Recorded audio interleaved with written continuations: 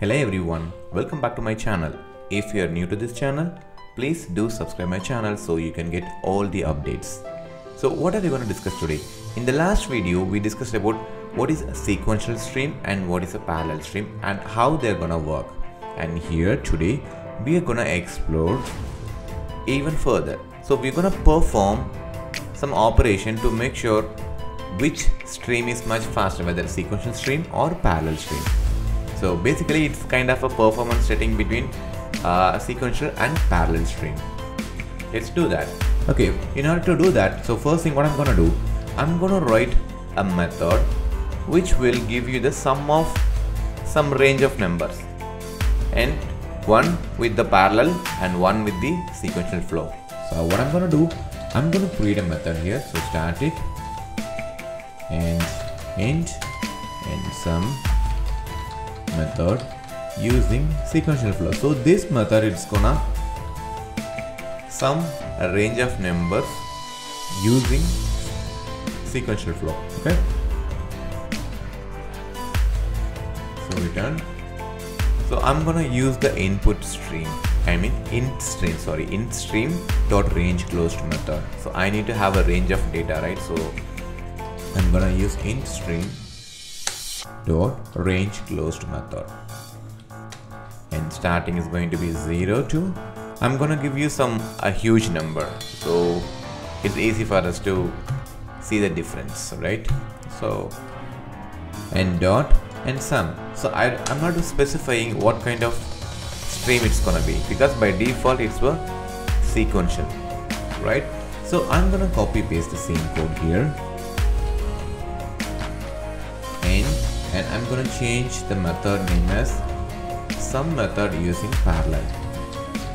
So basically what I'm trying to do, I'm trying to sum some range of numbers, and first one I'm trying with a sequential and second one I'm trying with a parallel. So here I'm doing some operation, but before, in this particular method it's going to be a parallel sum, which means the stream will be processed as a parallel, which means we have a range of data.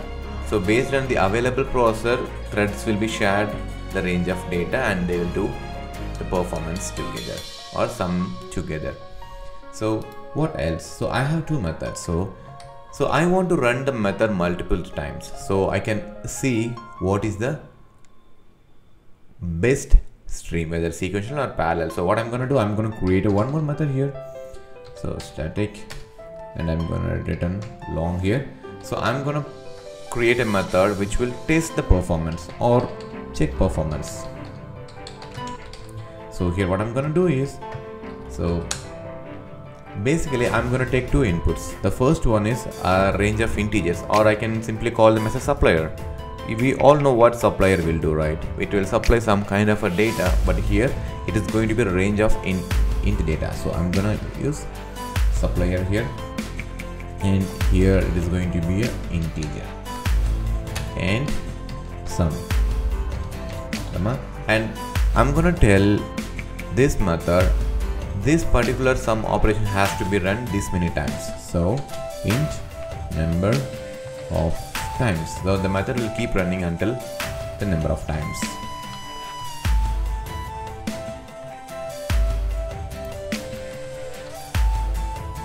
Okay, let's do. So first thing, we need to know what is the current time. So we need to identify the start time and end time, so we can identify the difference between these two.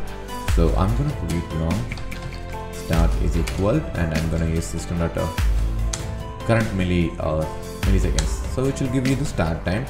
And let me copy the same thing and paste it one more time, which will hold the end. And here, so what I'm going to return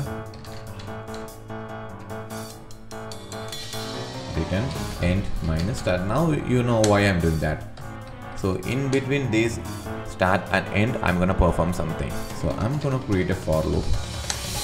So int I is equal to 0, I less than or equal to number of times. So how many times you want to perform the operation? So we have to provide the number of times, and then I plus plus. So then what I'm gonna do, it's just a simple thing. I just call the get method. So sum dot get method. So what will happen when you try sum.get method, you have the integer data and which will be perform the operation, right? So now we have a method ready in place. Before we are going to check the performance, let me execute these two methods and I'll show you whether both are giving the same outcome. So that's the important thing, right? So as out, so this is going to be sequential flow, and the method I'm going to call sum using sequence, and I'm going to copy the same thing, paste it again, because again it's going to be the similar method, parallel. So now what I'm going to do, I'm going to run the code to see what is the outcome of the both methods. So the outcome, it's same. Okay, so I have to modify this parallel flow. Let me run it again. So whether sequential or parallel, the outcome is same, right? But now let's identify which one will be faster based on the performance. So what I'm gonna do is, so let's call the check performance method with the sequential flow. So what I'm gonna do is, I'm gonna power this is out, and here sum using sequential flow. So what I'm gonna do, so I'm going to call the check performance method. So check performance, and here I need to pass the supplier. So here this particular method, which is going to be supply some range of input, which means it will give you 0 to and this million range record, and it will give you the sum, right? So here you will get some sum of data. So I'm gonna process some specific number of times, just get the value, that's all. I'm not gonna do anything, just get the value. So check performance, and here what I'm gonna do, I'm going to call this method and I'm going to use the method reference. If you want to know what is method reference, let me know in the comments. So I will create one more video and I'll explain what is method reference and how to use them. So the way how we can access the method reference, since it's a static method, I can use the class name.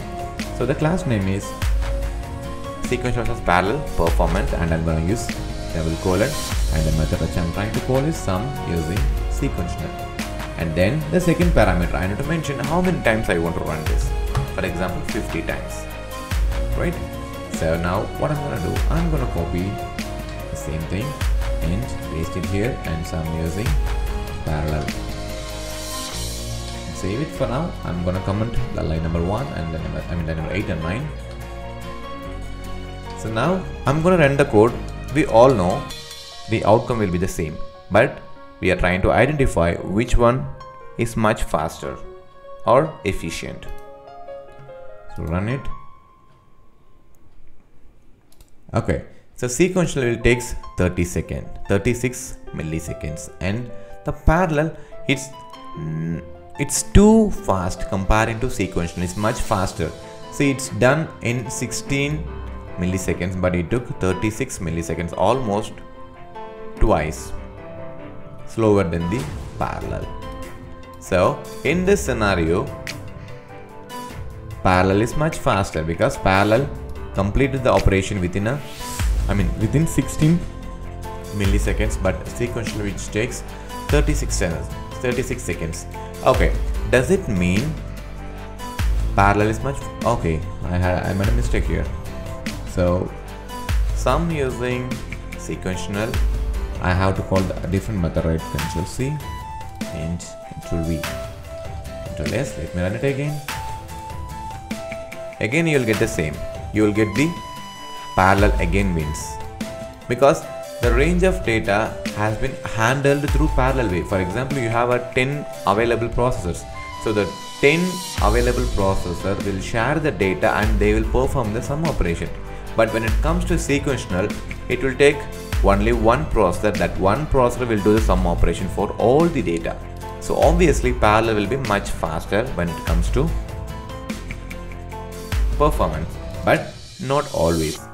So in the next video, we're going to talk about when we should not use parallel.